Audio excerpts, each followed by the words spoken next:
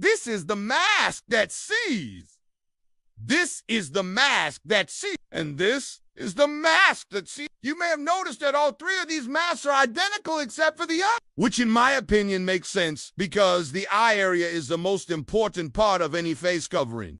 And speaking of face coverings, did you know there is a special name for the kind of mask that has a see-through plastic window over the nose and mouth? It's called a face shield. But when it comes to the eyes, there's another word for it, and that's eye shield. Or if you want to be even more precise, you can say ocular shield. Although I don't think I've ever heard anyone use that term outside of an infomercial. Anyway, an eye shield is basically just a piece of transparent plastic that fits over your eyes to protect them from whatever you're re-looking at. Whether it's a nasty Tinder date or a lava lamp, you could also wear it as a mask if you'd like. Not exactly the same effect, but hey, still pretty cool. Eye shields aren't anything new. They were first invented about 2,000 years ago by the Roman Empire as a way for soldiers to protect their eyes from wind and debris while they were fighting battles. Of course, back then, they probably didn't call it an eye shield, but instead something along the lines of an ocular defensive implement or maybe a shield for 1S peepers.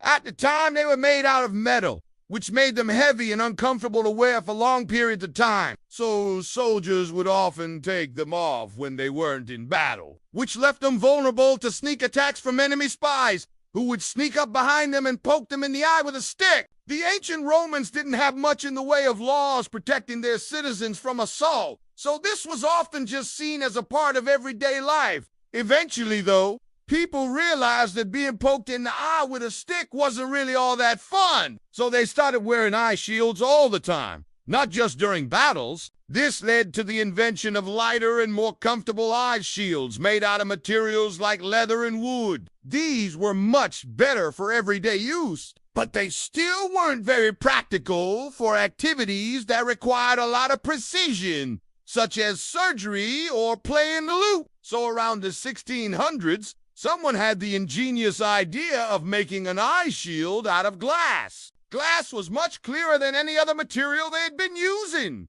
so it made for much better eye protection during surgery. In fact, it was so good that surgeons started wearing eye shields while performing operations, even if there was no risk of them getting poked in the eye. One particularly zealous surgeon even wore an eye shield while examining a patient's eye with a needle. I mean, hey, if you're gonna go all out, you might as well go all out, right? But despite the benefits of glass eye shields, they never really caught on as a fashion accessory. Most people still preferred to cover their eyes with hats or scarves, which is why we don't see many paintings from before the 1800s showing people wearing eye shields. Occasionally, though, an artist would include them in a portrait to show that the person was a wealthy collector of fine art. Yeah, that's right. Back then, owning an eye shield was like owning a pair of Ray-Bans. Only rich people had them because they were expensive and useless. But unlike Ray-Bans,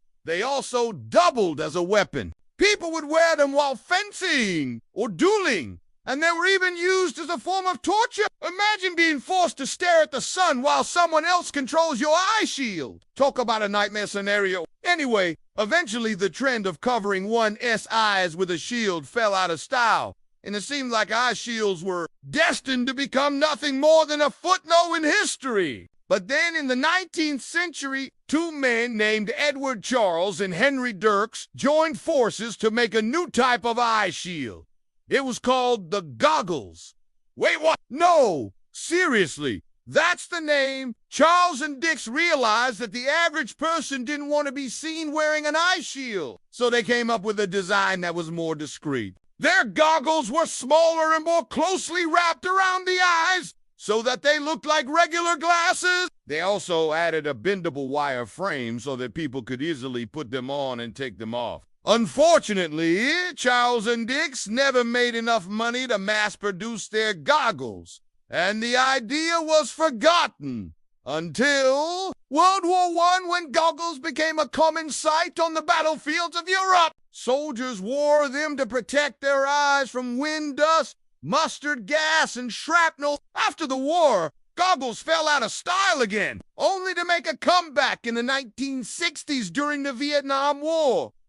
Goggles are worn by everyone from motorcycle enthusiasts to swimmers to people working in hazardous environments. And thanks to their flexible frames, they're also a popular choice for those who want to add a little extra protection to their peepers. And now for the moment you've all been waiting for. The part where I tell you about the world's most advanced mask that sees. Well, it's actually pretty simple. It's just a VR headset. Okay, I know. I promised you the world's most advanced mask it sees, and all I have to show you is a pair of goggles that plug into a computer. But hear me out. If you think about it, this is literally the definition of a mask that sees. You wear it and it shows you what's around you. Plus, you can interact with what you see, making it an even more immersive experience than regular old eye shields. The best part is that unlike eye shields, VR headsets are actually useful.